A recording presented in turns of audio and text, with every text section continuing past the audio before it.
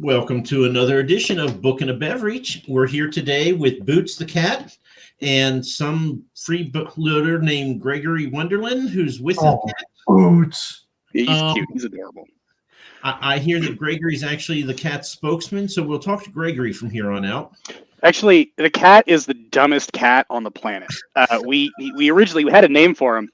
His actual name is Maximus Pontificus Frederick Nietzsche III.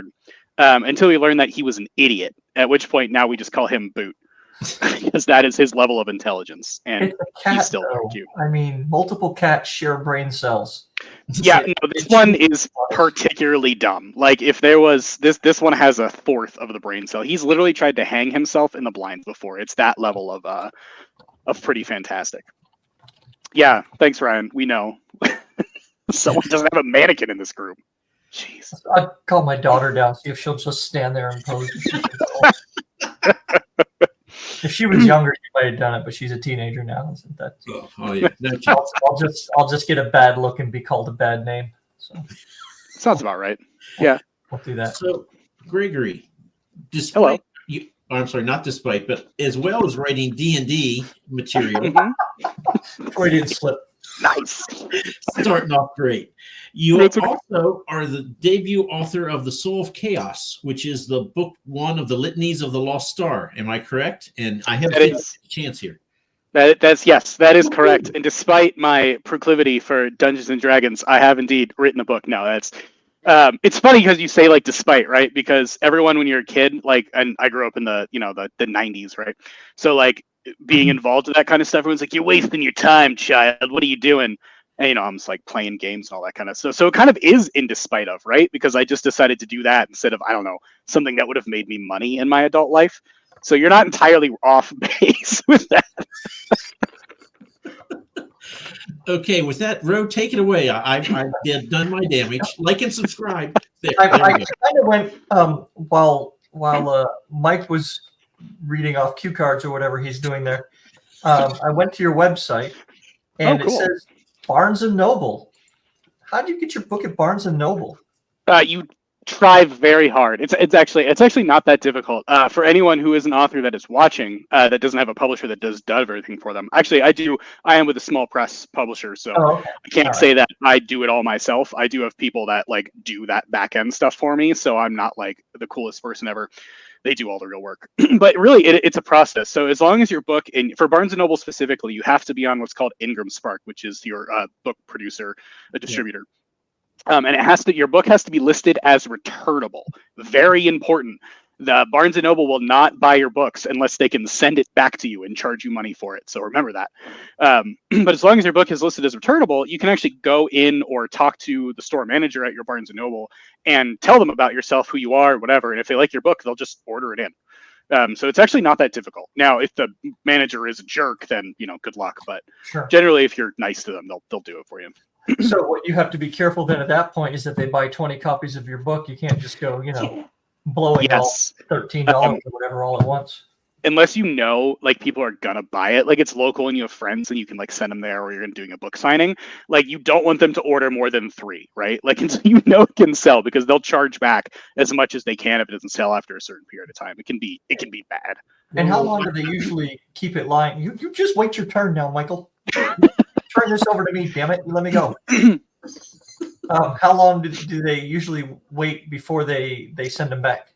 That I don't know. I think I really couldn't tell you with any accuracy. I used to work at Barnes & Noble, and I have a memory of it being like a couple months, right? Because you need time for people to come in and like look and see if it's there. But usually it's when they get new stock in and they need to make space. And if they're trying to make space and they see like a bunch of books, they might like pull some off the shelves and send them back. So why would you ever stop working at Barnes & Noble? Oh man. Barnes & Noble, the stores are great. The people who usually work there are great.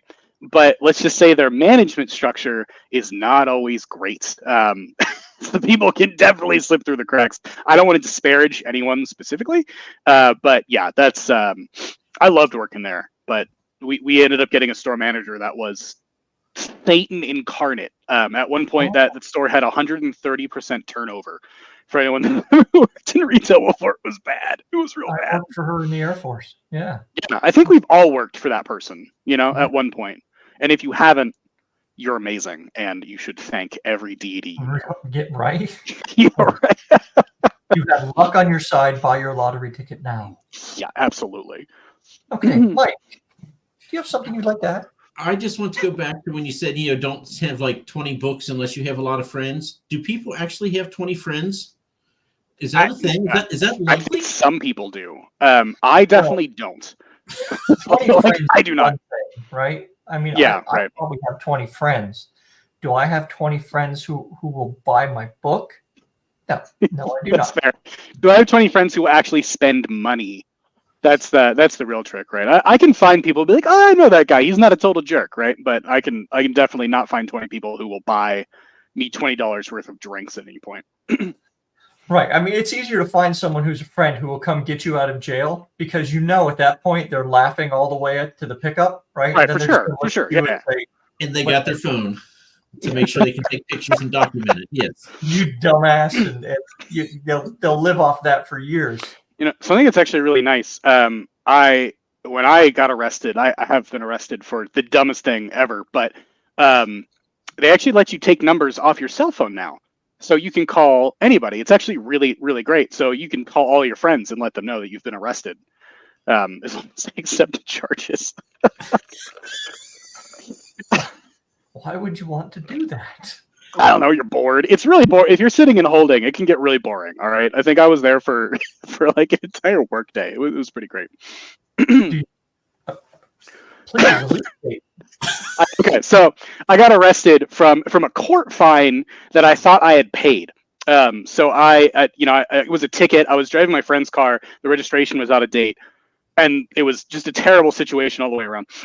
I didn't have my license in the car. It was just a bad time. It was just a bad time for everybody. Anyway, so I got it all resolved. I went to the courthouse. I just paid the fine. I'm like, screw it. I just don't want to deal with this. Fast forward half a decade, right? Like 5 years in the future, I get this new job. And the job requires a sales license. So I go down to the DMV to get my sales license. Now, this is the second day on the job. They gave me $85 or something to go in and pay the fee. So I drive down there. I walk in. I do the whole thing. I smile like an idiot, look like a dumbass. They take the picture, and then they sit me down. They said, sir, please wait here for a second. I'm like, okay, I don't know what's going on. 2 cops come out of the back of the DMV. Like, sir, you're going to have to come with us. I'm like, wait, what? And now I'm wearing like a work polo that's white and like doopy shorts, right? I look like a total moron. And they pull me into the back office and they started arresting me just right on the spot. And I'm just like, what is happening? Like, what is going on? Like, did I commit tax fraud? Like, I don't even know why anyway. So they arrest me for a court fine of like $15 that had gone unpaid because I didn't go to court that day. I just paid the fine and left. And apparently, so they'd fined me and I never got the. So yeah, so they take me in, they process me, they put me into the system. I'm sitting, and now I'm on the clock. I had just started this job, and so I had absconded with $85 away from this place, same day. So and here's me, this total nerd wearing my polo in holding with a bunch of other dudes who we're all having a bad day, because we've all just been arrested, just sitting here. And I was there for a good 8 hours. So it was pretty great. It was pretty fantastic. Thankfully, my wife was like, why am I not hearing it? So I couldn't, so she had not heard from me in a while. And finally she goes to someone says, you should make sure he's not arrested. And she's like, whatever, that's not going to happen. She finds my mugshot by looking up the local jail. She's like, what? So it was a good day. Anyway, so they let you take numbers off your cell phone so you can call people. So 2 things. Yeah. What's up? Do you have any plans to use your mugshot as your author picture on a book in the future? Nice. Yes. Oh, right? Yeah. So I'd say I haven't thought about it. It probably looks god awful because no one looks good in a mugshot, and I was about 50 pounds heavier, so I'm sure it looks amazing. And 2, that goes. you have the opportunity now to debunk or confirm television police dramas. 8 hours in there as a gentleman of mature years. I think 8 hours, and I'm like, I'm going to have to go to the bathroom at some point in that 8 hour span. Is it right there, or do they let you actually go to the bathroom somewhere where you're not around all the meth heads? I don't remember if I actually had to use the It's like something you would remember unless you've repressed it for a good reason. Yeah. Like I don't think I had to, because it was in the morning, and like no, I never got to take a shower. There's a little message there. Yeah.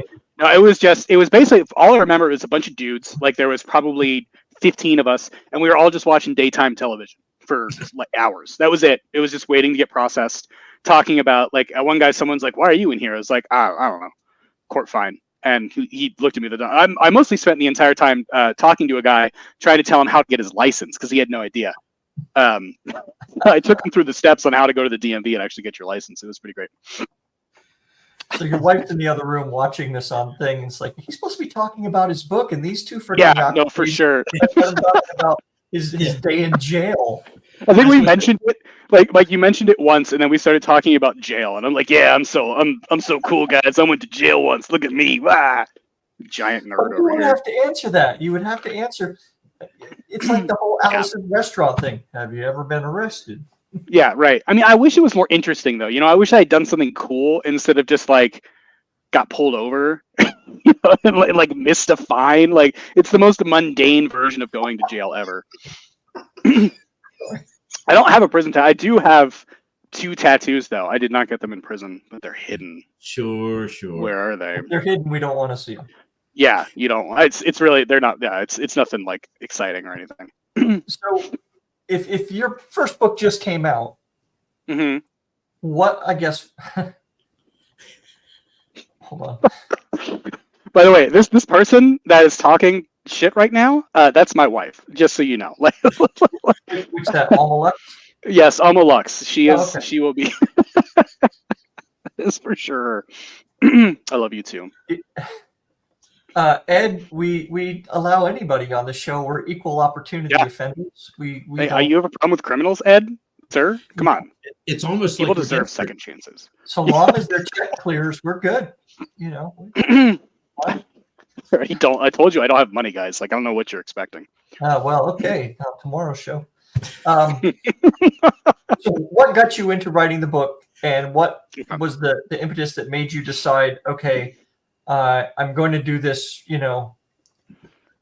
was it just sitting in jail and going, what have I done with my life? I need to reach my dreams. I have so many goals and hopes. I need to reach these heights. No, unfortunately I never went to, was it jail? I don't know. Someone once yelled at me for not knowing the difference between jail and prison, and I don't care. Is there? Yeah, there is. I think prison is like, the big house, right? And then jail is like yeah, thank you. Google is our best friend.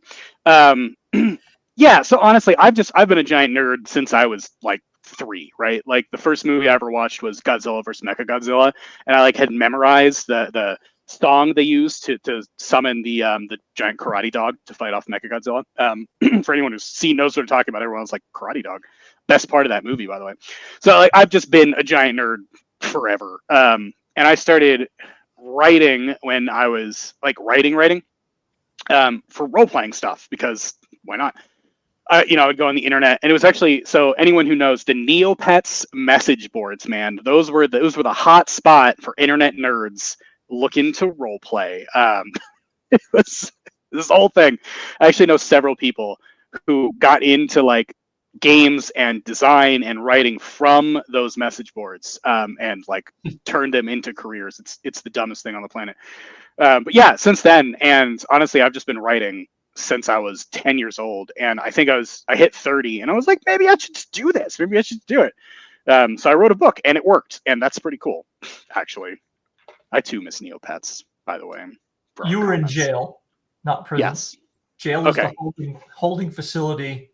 Prison is where you go to do time. Okay, perfect. So yes, I was in jail. It was not in prison. It sounds fine. So what's this? You're looking at you probably said this already, a trilogy for this series? No, actually, I like trilogies annoy me. I don't know why. It's because everything's a trilogy, right? So like it's from there. It could be. So honestly, it'll go as long as my publisher wants to publish books. That's the big one. But it actually can probably be about five or so. With the the length of the books and the entire thing of the plot. So the first book is there's a lot of setup. It's mostly action, right, though, because I hate ponderous kind of, 300 pages of setup and then 50 pages of talking. So like from the very start, it just like it goes. Like the first chapter has a giant explosion and shit gets real quick. Oh, I probably should. Can I cuss? Are we adults? Is that a thing? Do you guys care? No. We may be demonetized. All right. Oh, my bad. I'm sorry. I will not utter. Since we started. We're 880 people away from being able to be monetized. So Okay. I think so we're good for now. All right. I just wanted, because I'm naturally awful with that kind of stuff. So anyway, yeah. So it drives me nuts. So like you won't get more than 400 or 500 pages of book, and and there's enough content to like fully spread that out. But yeah. So the first one mostly goes out of its way to set up the story, but keep you interested the entire time, and then the rest of the books just get nuts. Like the second one's a sequel, even starts like right into things going crazier from even the way the book ends. Or at least the first one, Oh. EL, was that directed toward us? I find myself in a very rare state of being offended. No. Side note, a good buddy of mine from high school, his birthday is tomorrow, so he turns 14. Wow. Leap year, baby, right? So okay. Yeah. I was about to be like, sir, is there something? Are you admitting something? What's going on? What's that? Talk about a good friend of mine since high school, 14. He was, you got some issues, man. Like that's. Like, how many people do you know born on February 29th? No, it's super cool. I honestly did not even. If you ask me what day it is, I'm just like, I don't know, man. I work from home. I only leave the house when I have to. I mean, after looking at the clock, I know what day it is, but come on. Does time even exist after COVID, or is it all just nothing? See, I had to go to work every day over COVID, so everybody talks about this COVID time like it was some really big. The only difference COVID made to me is there was no traffic on the roads, which was great. I mean, that's nice. That's nice. I live in Southwest Virginia. There's not a lot of traffic anyway. So no, time doesn't exist I've worked from home since COVID. So I just always exist on COVID time. Someone's like, "Oh, it's gonna be on Tuesday." And I'm like, "What's Tuesday? I don't understand. Like, what's apparently happening?" It's not D&D day, says the missus. That is true. That's what Wednesdays, and then I run games on Thursday, Saturday, and Sunday. So those are the only days that actually exist. Well, I'm glad that we were able to work you in on a non-D&D day. Actually, no, I do have D&D tonight. So just so you know, guys, there is a cutoff time for this call. Just okay, when's that? Way long from now. Like we. We won't do that. Yeah, it's fine. What? It's interesting to talk for that long. What's your character? I usually run. This is one of the rare opportunities I get to play the game, and I'm playing one of my own classes that I designed, self-pitch, which is called a Psionic Warrior for 5th edition, which is basically, if you've ever played and you played the Psion subclass from a fighter and you hated it, it's that, only it's actually fun. So there you go. Did you say 5th edition? I do. Yeah, a very, very heavily modified version of 5th edition. When I played, let me tell you a story. We were discussing whether or not we wanted to use the new yucky 2nd edition. Oh man, AD&D makes me I can't do THAC0, man. Like I can't. That's actually started on AD&D in the late 90s, I think. I was a kid, like very young kid, but yeah, we definitely started with AD&D. And never again. Never again will I touch Advanced Dungeons & Dragons. Oh my God.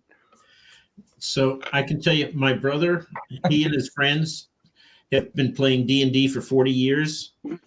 And he swears up and down AD&D was the pinnacle, and everything has just been shit ever since. And they will never, ever touch anything. It's not. Sorry, he's wrong. He's incorrect. 3.5 was pretty fantastic. I was very young in the 90s. I'm not young now, okay? You were triggering EL here by saying he was like, sir. No, but like everyone said that the edition that they like learn to play on is the best edition, right? That's what they say. Yeah. As more of a designer, when it comes to Dungeons and Dragons, 5th edition is actually the most elegantly designed version of the game, and has a ton of potential. Now, however you feel about Wizards of the Coast, because let's be honest, they it's a thing. It's definitely a thing.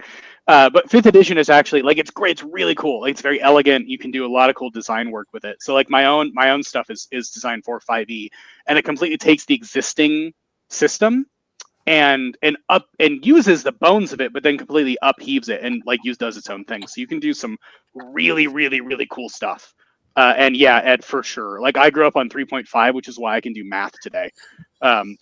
Which is the whole thing. Granted, AD&D did require calculus. Like, to make it work, you actually have to be able to do calculus. So like, there's that as well. I don't remember any of that. It could have been because we played usually drunk, but I don't remember having to do any kind of serious. And this is for Ed. Any serious maths?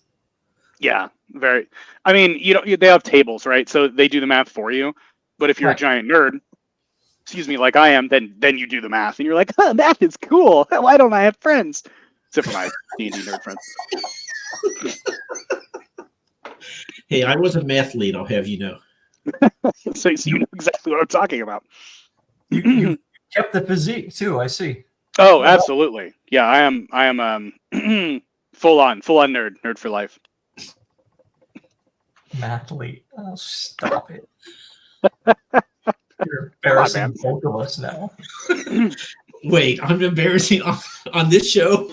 Guys, I literally write Dungeons and Dragons for a living. There is no level of embarrassment that can ever actually exist here. No, doing nerd things for a living is okay because you're getting paid to do them. That's true. That is fair. And it's cool now, that's right? Really like, kind of the dream. Kind of, sort of. Yeah, no, that is fair. Like, because you be like, well, what do you do for a living? Well, I play D&D, so really. Now that we're 22 minutes into this interview, tell us about one of your characters. Oh my God, that's right. We're here to talk. I have a book, by the way. I'm an author, guys. That's why I'm here, for sure. God, if my publisher could see me now, they'd be like, why aren't you? Please make us money. What is wrong with you? What is your problem? I get very distracted. Points out. Yeah, Come right. on. Like, where's your list? I think they sent me that, and I was like, cool. And then I just deleted the email. So yeah, let's talk about the book. One of the characters, I'm gonna do better. I'm gonna talk about two of them, and they're gonna be, of course, the main characters, right? So the book is based around these twins, right? So Rurik and Arcalis, and they are the thing is they were born. God, was it called? They're just twins, right? They were born at the exact same time. And they don't actually. So the whole thing about this is they're separated. The entire book, they are separated, and they don't actually talk about each other much. But because of their stations, everything that's happening to them is very, very closely correlated. So Rurik at the beginning is exiled. Essentially, he's in this underground ruin, which is the ruins of this ancient city that was essentially like consumed and eaten by the earth. So he's underground. And he was sent there to die, essentially, right? So at the beginning of the book, he's been there for 2 years. And in this country they're in, they don't kill nobles. Nobles are exempt from direct death. Like, they have immunity from that. It's very classist. So essentially, no one could legitimately kill him. So his rivals couldn't like execute him. But they're like, oh, if we send him here, he's gonna die because it's so dangerous. But after 2 years, he just like won't die. Like, that's it. He just refuses to die. He's still alive. Like, he's like we're doing very strangely well for having been there for so long.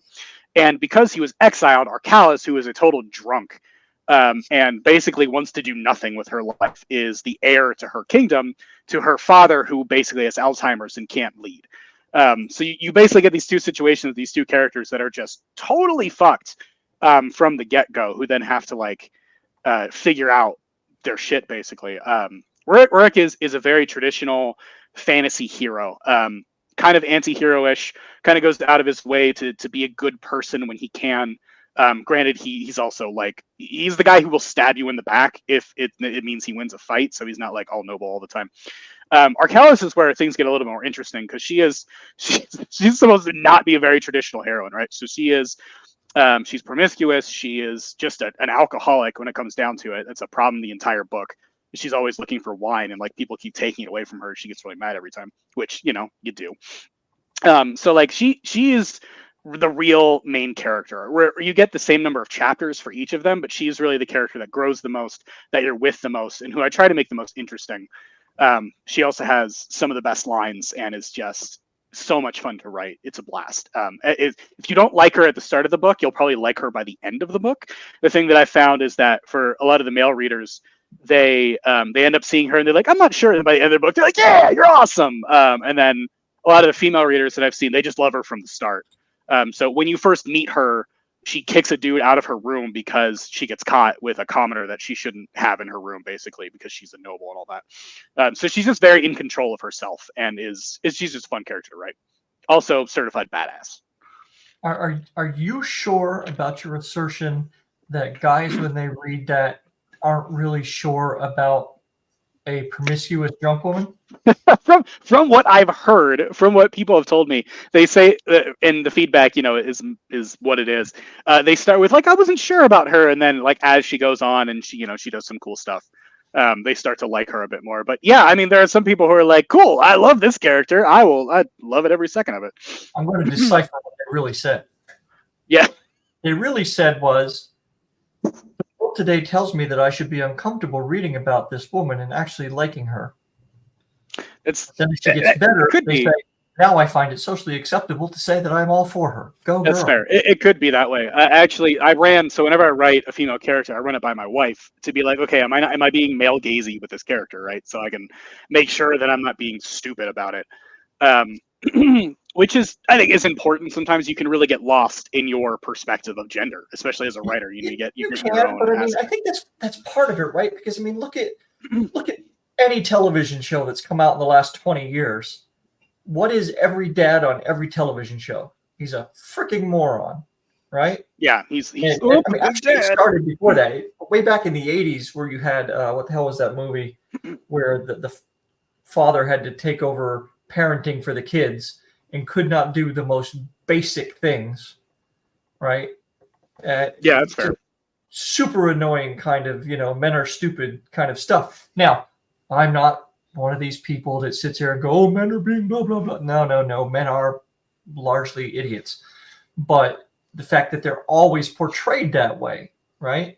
So, yeah, we're not always going to get it all right. And we don't have to get it all right. I don't expect female writers to get men right all the time. I, as a male writer, am not going to get female characters right all the time. But it is more interesting to write female characters when you understand how women generally communicate differently than men, and try to put yourself in that space and write a female like a female would communicate. So I totally understand what you're saying. I think a problem people get caught up in, and this is like serious writer talk here, is that people make this mistake if they apply sex or gender before they apply human, right? Everyone is human first. So if you understand people from the perspective of human, and then you have this overlay of identity on top of that, you have a lot better chance, or you have a lot more interesting perspective on what that person is. So men, women, however that evolves, however you want to put that identity on there, non-binary, whatever you got going on, you're all human. And so when you approach it from the human aspect, and then you start layering the identity on top of that, that's where you get the perspective to actually create a person, right? Because largely by and as funny as the conversation I was having with my wife earlier today about red flags, right? And we came to an agreement that men and women have the same number of toxic red flags, but the problem is the severity of those red flags, right? So typically, and if you look at a lot of crime in society, when you very rarely hear about the woman who got tired of her life, so she murders her husband and her children. That doesn't happen. Whereas you go look at all the documentaries on Netflix, and that's like a category, of like specific dudes that did that. So that's Hallmark Channel. Right, yeah, it's right next to it. So that's the thing, and so then you do have a difference of gender applied to that, especially with how men and women are treated differently and all that. So I guess the whole writing perspective point is being able to address that and then have the wherewithal to do it in such a way that's believable for the modern reader too. Because when I write a fantasy novel, yeah, it takes place in a fantasy world, and it's Soul of Chaos specifically is very Renaissance level technology, or at least this country that you're in. There's they have arquebuses, right? So they have flintlock rifles, or not quite flintlocks, but I don't want to get into the details. Anyway, so they have gunpowder. There's magic. By and by, they're using brigandine halberds and like very thick leather coats. So it's more of a Renaissance kind of environment that it is like strictly medieval. But even in that world, it's still for a modern audience. So if I'm trying to write a female character in the Renaissance, I can't really do that.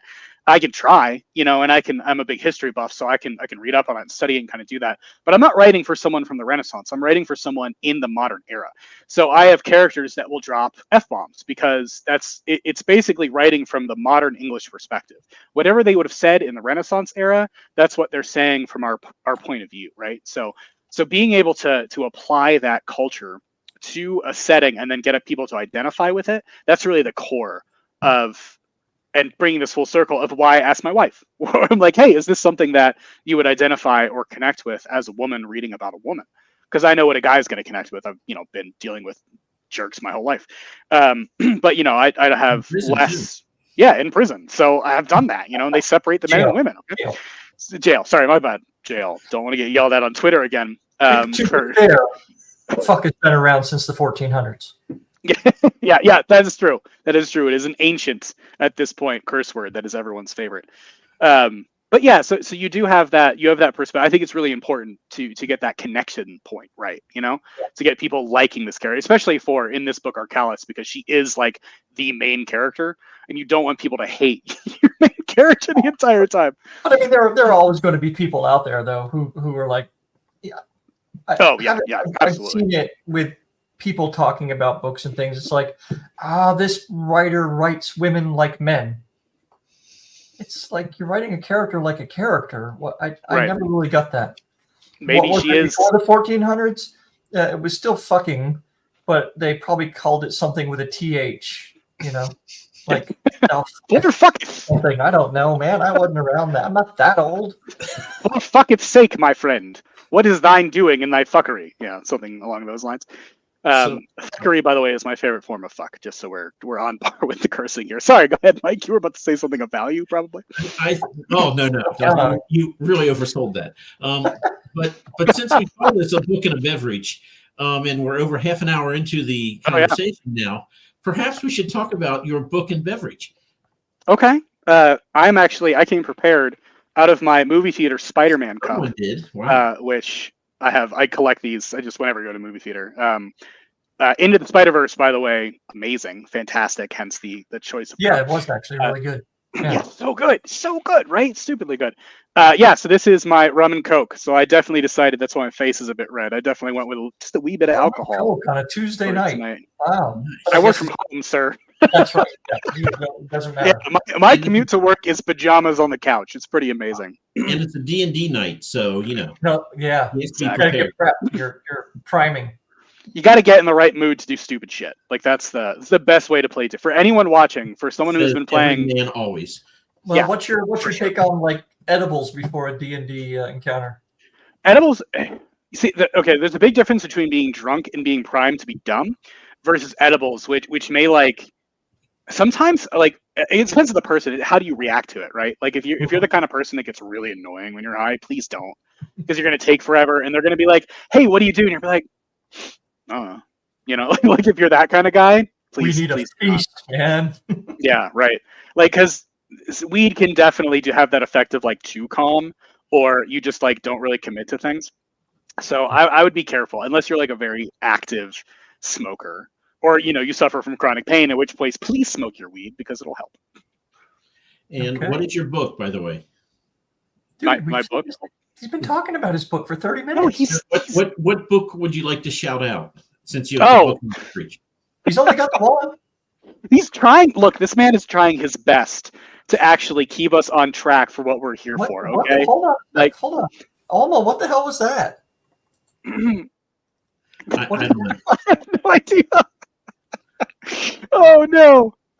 You know what? The book is The Soul of Chaos. written by me, which is the first book in the Litany of the Lost Stars. I do actually. Why have I not showed this? Oh, look at that. We should talk about that. It's not Hey, hold on one sec. Not flipped. What's that? No. Oh, smoke. It was smoke.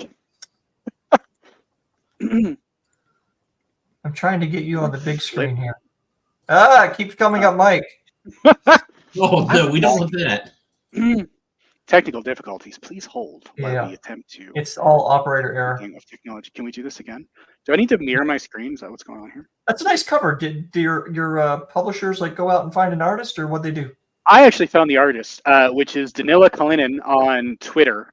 Love his stuff. So cool. He does like these really cool painted murals of usually nerd stuff. I mean, TTRPG stuff a lot of the time, which is how I found him. But yeah, amazing artist. Absolutely love him. And yeah, he did so the whole thing like this, just to show it, because you can actually see like the whole. So you have Rurik here, and then Arcalis in the background. And this is their end states, right? So this is what they look like towards the end of the book. You can see that like at some point. Do they know that they're related at this point? Oh, they know. They grew up together. They've been together their entire lives, which is a sore point for them because they're used to having each other.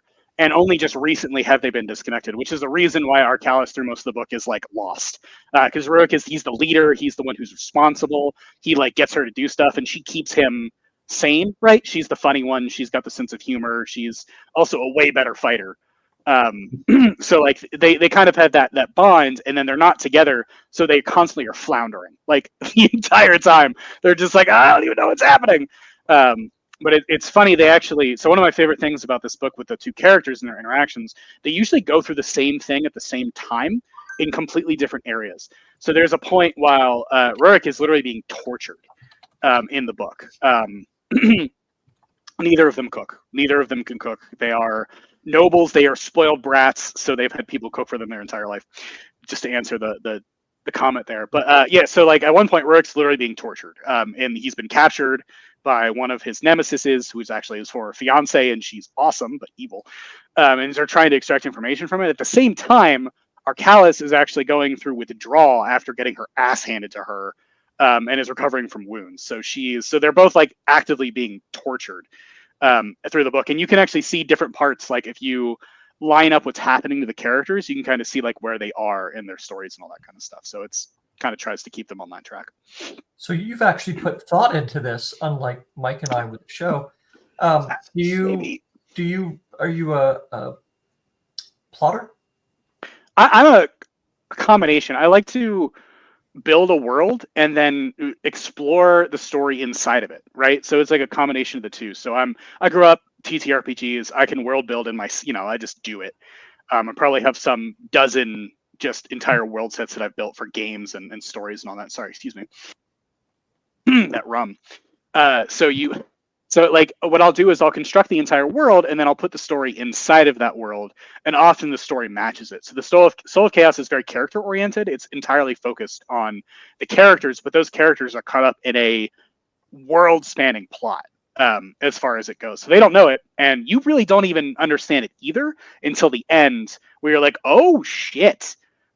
like there's some bad things happening at that point. So like you kind of go with him on this journey, exploring the world while you're doing it, and then you realize like everything blowing up. So so with all these different worlds inhabiting your head, do you have any plans to do any pure indie stuff, or are you just going to keep going through Black Rose?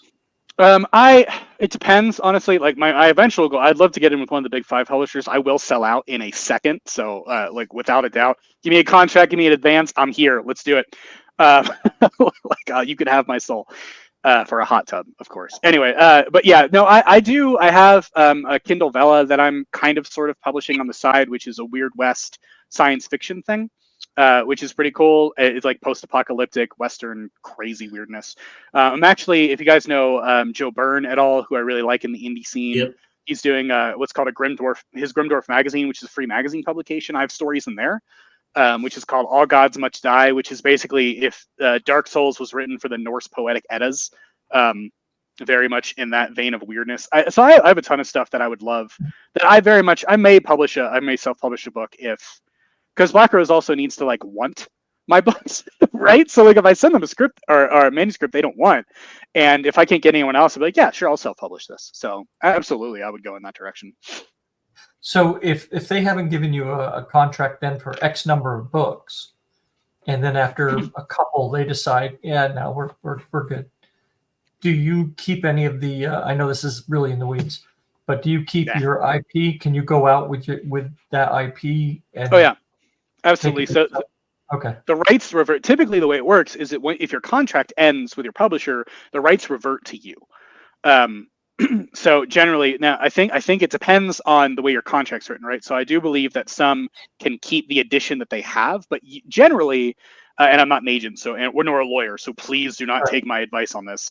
This is not bearing legal advice. He's been to jail. The rights, I do know that the rights will revert to me. So at the end of I think I had a 3-year contract with them. At the end of that 3 years, everything comes back to me, and they can no longer actually publish it. So I would be able to take everything back and do it myself if I wanted to. Nice. That's excellent. Yeah, it's pretty great. You're like the third person in 2 weeks we've talked to who is done something with Westerns.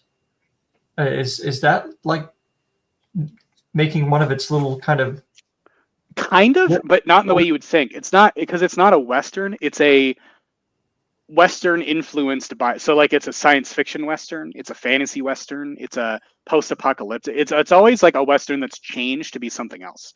So Right. I don't think you really get standard Westerns anymore. I think Magnificent Seven was like the last big Western, and even that was more like actiony than they tend to be. There's a million ways to die in the West, though. I mean, that was just pure genius. Oh yeah, that movie, it's so much fun. It's so much. That's a great movie. But yeah, like I think all of those new Western things are very oriented towards Weird West, right? Which is either post-apocalyptic or Westerns with powers, or like fantasy Westerns or kind of weird stuff like that. Oh yeah, you're right. Sci-fis do follow Western script a lot of time, and depending on what they are, right? If you've seen Rebel Moon, that's basically a Western. It's probably the worst Western ever written, but yes, it is in fact in the Western style. That manga thing? No, Rebel Moon was the Zack Snyder film that came out over Christmas that I had the unfortunate pleasure of watching. Okay. I dislike it immensely, if you couldn't tell.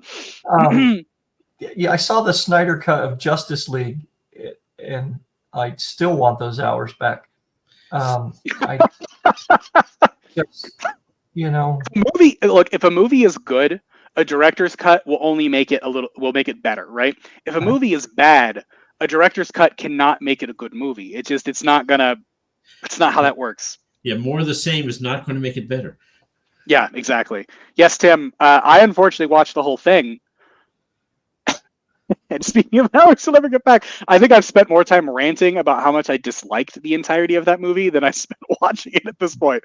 I can go on for quite some length. I see that the Rebel Moon talk is not a big topic of conversation in your household. Oh, not at all. Yeah, no, it's you see all she's like, quick, change the subject, because I won't shut up about it. I will do us all a favor, and in fact, so you know what you should do for your next book? It's absolutely genius. You should do a book about pirates, but all the pirates are rats. I don't know anybody doing that. I'm just going to leave for a minute. Yeah, no, I'm good. Like, can I turn the camera off? Like, are we done? I respect the pun game. I do, but my God, if it doesn't hit right in the soul every time. This is just a check to see if Ed is still in the comments or not. There we go. I think it will. We got him. Okay. So when's the follow up to? Sorry. Soul Chaos. Hopefully this year. I'm working on it. It's not. When I actually have time that I'm not working. Like the way that I write, I'll essentially do nothing, and then I'll write 100,000 words in a month, and then I'll die for the next 3 months. So as soon as I get that draft up, basically I have it set up so I can just send it that way. So hopefully at the end of the year or the beginning of next year, that'll be coming out. So I'm pretty stoked about it. The Soul of Chaos is the first book I've actually ever written. So I'll read it. I'll be like, oh my God, what were you thinking? I've written several more books since then, and I've done a lot more writing. So I think it's it's way better written. The sequel, the writing gets like a whole other level of advancement past that one. Not that I think the Soul of Chaos is written poorly, mind you. It is first book. Whatever. You know, It's first book, right? So there's some issues that I would have liked to have changed in certain ways, and definitely there's some controversial things that some people have either loved or absolutely hated. So like the languages, the fantasy languages. I'm not Tolkien, right? I didn't sit down and create a freaking language and then come up with it. Nobody So what I do, yeah, right. Seriously, I work. Excuse me, but yeah. So what I do is I take modern languages that exist. So for instance, there's a character that's from a place called Singal in the book, and she is essentially she speaks French the entire time because the Singali language is translated into French. So you still get the idea of a foreign character speaking a foreign language, but it's a real foreign language. So I can literally just go and get a French translation, or and then create like what she says and it to be accurate to like that language. Which I did have someone read French, the reader automatically hates the person speaking it. So I mean, I hope not, because I love France, man. I don't know. I think that'd get me kicked out of most places in America. But I love France. Like I love it. I love the history. I love how rude the people are. That's like my favorite thing ever. Rude people are great. Like it's just like there's plenty of people there. We do rude in northern New England, man. We do it really like, freaking well. But no, so I love that. But yeah, so like you get a character that speaks Latin. You don't get her for long, but essentially you're in kind of a more Latin-styled cultural country, so they speak Latin there. The character from Singal is they're very French, so they speak French. And then, of course, the country, the main that you're in, it's called Ilvikar. That's where the main characters are from. They speak English, so that's why everything is English the whole time. So you kind of get that language skirting throughout. That and you want people to be able to actually read your book. Exactly, and that's the only language I speak. So that, I can't exactly write it very well in any other language. What are you asking there, Yale? Are you just agreeing with us, or do you got a question in there? I think you're just curious about the rudeness of it. I think it's very rare to find someone who actually likes rude people. It depends. Like American rude, I don't really like. French rude, I love. It's a whole different version of of putting your ass in someone's face, basically. French rude is just so condescending. It's just it's great. They have an entire city of people based around being condescending to people they don't know. It is like a cultural touchstone, man. Like it's incredible to me that's just a thing that they do, and they're just like, yeah, whatever, screw you. And then if you're rude back to them, it's almost like a May of acceptance, right? Like it's like, yeah, okay, this is what they do. It's just how they interact. It's really interesting. You just know the French, if they could get away with it when they walked into the Olympics, they'd all be holding on to their crotch. I mean, good for them, man. Like, just do it. Go for it. Skirting the face of culture is my favorite thing ever. You can't really you hold up a mirror to something. I mean, we're writers. It's kind of what we're doing. It's like being punched by a cripple. That's like a whole. Can we unpack that statement, Ed? Do you need like? I give me your Venmo, man. I need to send you to a therapist or something. I get where Ed's coming from, but I think he's wrong because that would be unexpected, and the French being rude is right on brand. I think if a French person, okay, so like where I'm from is very close to the border with Quebec, which is North America's France, right? I mean, they speak French. All their freaking roadsides are in French. It's all whatever. And if you want to talk about you, it's really a surprise. So that's fair. That's fair. Although Tim, you want to talk about sarcasm, sir? I'm Jewish, man. All right, we invented sarcasm. Like, I know you Canadians. All right, you can't put it past me. Nice my ass. I know what's going on. Tim, sir. The other thing is that we can't tell that you're Canadian. We've heard before, but put up a freaking maple leaf on your thing if you want us to know you're a Canuck. And he's just trying to blend in. He does have the Grizzly Adams beard, so you know. I mean, I'm going to be totally 100% honest. He could be from anywhere in the Northwest. Yeah, that's just kind of like that's lumberjack status. Like the man's up in the woods, he's listening to Bon Iver, like he's got it all set. Hat and everything ready to go. You said something a couple of minutes ago before we got sidetracked by this silliness, right? That some people really hate but that's good though as a writer because you've evoked an emotion, right? I mean, you've got them feeling some way, and whether they hate it or not, that's a win, right? Absolutely. Yeah. I mean, it's one of the things. So like as a writer specifically, if you do something that is divisive, that's definitely a win at some point. I mean, if you can get someone to universally love your stuff, then way better. But if you can do something that's unique enough for people to have a strong opinion on it, that's pretty cool. Which is something I actually try to do that throughout whatever I write. I try and so like between different stories, I'll change my voice. The way you do it. So the Songs of the Second Apocalypse, the Weird West one, that is in a completely different voice than the Soul of Chaos. You have a very different perspective, a very different narrator. It sounds like that story is supposed to sound like someone's telling you a story with their guitar playing in the background, whereas Soul of Chaos is supposed to read like a traditional kind of classic fantasy novel. So being able, trying something unique with each one, and like in this, if you pay attention when you're reading, you'll find like different scenes are written different ways. So there's two specific scenes that I love in the book, and it's the first one is Arcalis is planning her escape from her situation. I don't want to spoil anything, but so she's got her like crew of people. And when I wrote it, I'm like, I'm going to write this like Guy Ritchie is writing this book. So you get them talking to each other and they're joking around, and then you get it's the scene cuts and you go to seeing one of them do a thing that they were just talking about. So you'll see one of the characters going and doing something kind of criminal related or setting something up. And then it goes back to them talking, and they talk more shit, and then it goes to the other one. So that's a whole setup there. Later in the book, it does this really cool perspective switch that doesn't tell you exactly what's going on, but you kind of get it. So they 4 characters have just done something really bad, like awful, god awful. It is the worst situation they could have possibly done, and basically they unleash a demon. And in this world, demons they're not like, oh, we can fight them. They win. Like, you do not win in that occasion. They just completely destroy you, because the demons of this world are essentially gods, and you cannot fight them unless you yourself have that level of power. It just doesn't work. So they let one out, like a bunch of idiots. And it shows up and it starts talking to them, and you get the perspective of one character who's like, ugh! And he's running away. And then halfway, his part ends, the scene cuts, and then it starts with another character. And you realize it about halfway through. What's happening is you're getting his perspective of what just happened.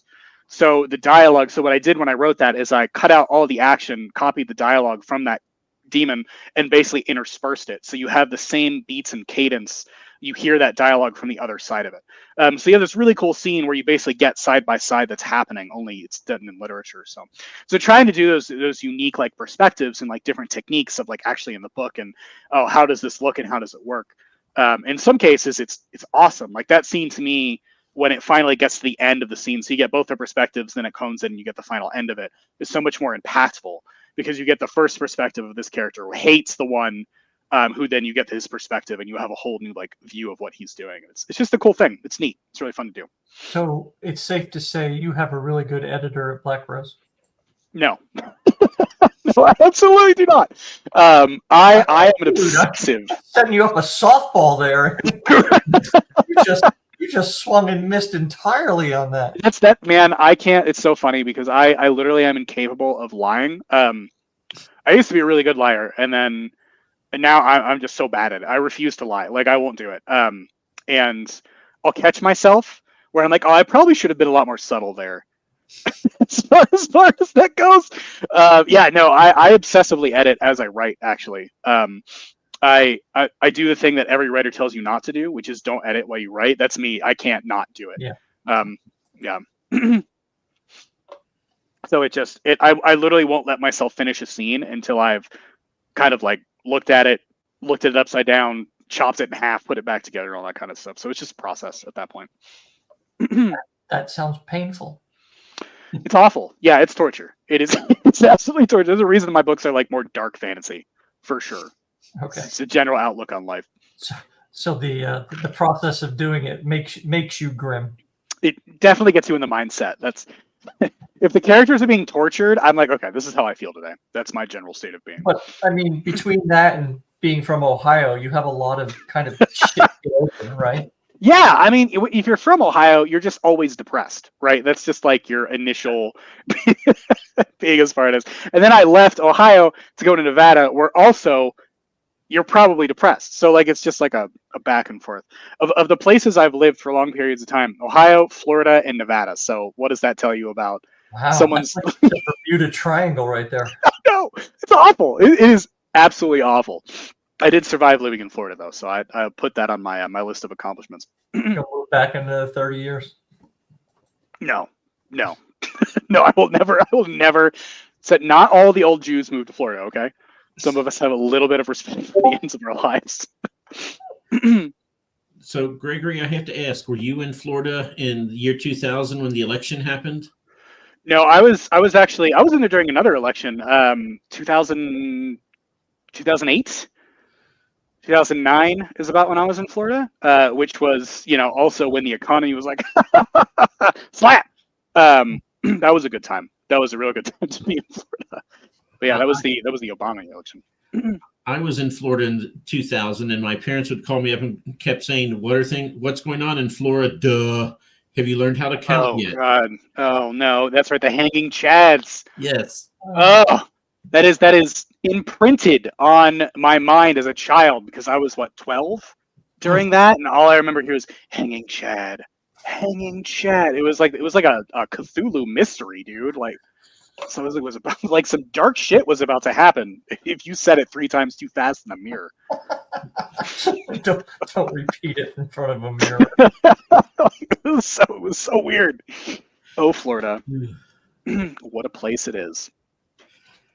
All right. So what else you got coming up that you want to this is your opportunity now with minutes left sell some stuff. Actually, actually pimp your books or whatever. Oh my god! All right, we're supposed to be talking about books and things. I'm so bad at this. I'm gonna get it. I think we keep trying to. Yeah, we did. I think we did a great job, guys. See, you're here once. Mike and I are here all the time. We have to. I'm sorry. A little bit, right? That's true. Okay, yeah. So things and stuff. Obviously, Soul of Chaos. It's great. You should read it. You should buy it.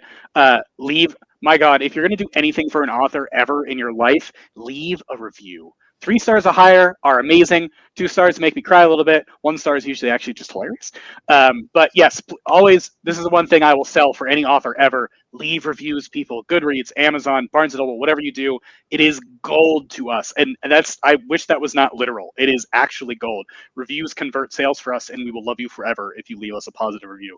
We won't hate you if you leave a negative review, but we may cry. So if that's your intent, you did it. In my newsletter, I've always said, if you want to leave a negative review, that's fine. Just make it funny. Yeah. Absolutely. That's great. Use that. I can use humor. Yeah, like I can post that on Twitter. Like, give me that. Give me the funny. I'm good with that. Yeah, exactly, Ed. But yeah, so that's what I'll say with that. As far as other stuff that's coming out, I don't have anything releasing soon. I'm kind of caught up in work, so I'm actually working for I think I mentioned before, Quasi Real, who have this amazing project, which is called Veil of the Eternal Night, which I am a writer on for their system called Mythcraft. Not only is it for Mythcraft, it's also for 5th edition Dungeons & Dragons. So they're writing 2 books, one in their system and one for D&D, and it's a grimdark full campaign set from levels 1 to 20 for D&D and 1 to 30 in Mythcraft. And it's so cool. I can't tell you like the actual details because non-disclosure agreement. But it's a grimdark campaign for anyone who really likes that kind of stuff. Really, really neat stuff dealing with like darker themes. Like we're talking about Gothic, like playing Castlevania, only D&D and Mythcraft edition. That's cool. So that's coming out soon. Have you ever played a D&D game though that didn't go dark? Oh yeah, I've played with idiots before. Yeah, absolutely. They usually playing with more. You can play with silly people, and they'll like take it in a different direction. I've played very awful games of D&D that went in a very weird direction when people don't realize they're with a bunch of other living people at the table and put their perversions out there for everyone to see. That's another story, though, and it gets weird. It can get real weird. Oh boy. Memories. Anyway, yeah, so that's cool. That's what's coming up. Veil of Eternal Light. If you're interested in checking that out, there is Kickstarter. Google it. I think it's got a couple days left. They have managed to raise almost over $400,000 with an initial goal of $20,000. So It's pretty cool. Wow. Yeah, right. Killing it. Absolutely killing it. That's it. That's all my sales. I'd be happy with a cheeseburger. Yeah, right. $10. Got me, man. I love that. Buying a book and I get 30%. Cool. 40 grand is pretty, and that means actually they can pay me to do contract work. So please, do the thing. That means I get paid too. Big fan. All about Gregory. Yeah, it is. I mean, yeah. Do you do conventions or anything with your book? When did your book come out? My book came out just this last October 26th. So it's not old at all. It's pretty fresh as far as things. And it's my only book, so I'm not expecting for people to be like, oh, we know what's this guy doing here, loser. But unfortunately, I am in Reno, Nevada, so the convention scene around here is like not. And I am far away from everywhere, so it can be kind of hard to get to those places. I want to, but as money depends in the future, we'll see. Sure. How far are you from anywhere? Vegas. Populations in California. Actually, I'm about 2 hours away from Sacramento. I think it's like a day drive to get to LA. I don't remember. I'm terrible about that. All right. We need a perspective check for you. Please roll. I know you said earlier that your average roll is about 4.5. So I live in a cauldron, sir. I live in a cauldron. I am surrounded by mountains, and I can't get out no matter how much I want to. Hotel California is not about California. It's about being stuck in Reno for your entire life. All right? That is 2.5 hours gets me from where I am. Charlottesville, Virginia. Dude, which isn't much better than where I am right now. To get to Vegas from here, same state, it's 8 hours. So yeah, that's right. I'll give you Vegas, right? But nobody's reading in Vegas, so that's fine. That's true. That's fair. There's no reason to go there. But what I'm saying is you can go to freaking Sacramento, California in 2 hours. You've got options, man. Not that exciting, let's be honest. Really not that exciting. Not that great. Although, granted, the best part of Reno is in fact Tahoe, because we're about 40-minute to an hour drive away from there. So that is actually really nice. Tahoe is fantastic. That's my pitch for Reno. Come to Reno so you can go to Tahoe. We're so close to Tahoe. So, Gregory, I have to ask, are you looking to get into Spiffbo this year? I don't think I can, actually, because it's not. Spiffbo is self-published, correct? Oh, you're right. It is. Yeah. Small press. So I can't. I would love to, but I can't. Unless I decide to just randomly publish something on my own, which could very much happen. I have a book right now. Yeah, right. I have a book that's called "This Is How the World Ends," which is not fantasy at all. That I'm not sure my publisher will be interested. So that might be self-published. Who knows? Is it prophecy? What is it? No, it is existential punk, weird fantasy. It's just very strange. It's very odd. It's about a guy who opens a cereal box which has a portal to hell in it, and he unleashes Pandora's box on the world. Demons, angels, zombies, weird perspective stuff. It's very strange. It's very odd. If Chuck Palahniuk wrote John Dies at the End, that's what this book is. If that makes any sense to you or friends. Yeah, but yeah, that's what I said. If you understand anything I just said, we can be friends. That's kind of my life. I was still, my head was still looking in the cereal box and to a portal into hell. And I'm just thinking, I could write for 100 years and I would have never thought to put a portal to hell at the bottom of a cereal box. Well, the whole point of that, so the story is he looks in it. You know how the cereal boxes, they have like, at the bottom, get the prize? Yeah. So of the box of Sergeant Snap, which is totally not related to Captain Crunch at all. At the bottom, it says, we get to the bottom, Pandora's box is there, win $1 million. So the character puts his hand and takes out the box, and opens Pandora's box, and it's actually Pandora's box in the cereal box, and opens and unleashes all of the hell into the world. So that's the start of it, and then it gets just stranger from there. Opened a box into hell, and the roof of his mouth is ripped to shreds. He doesn't eat it because he's smart. He's smarter than that. But no, he does not eat it. But at least he's got that going for him, which is nice. But he does smell like Febreze, so that's a little spoiler for the book. Yeah, it honestly, if all the books, like, I love the Soul Chaos, I love fantasy, but this book is probably like my heart in the form of a book, and it's just the weirdest dumb shit you will ever read, and every second of it is a big fan. It needs to be published. Yeah, I know. Needs to be published.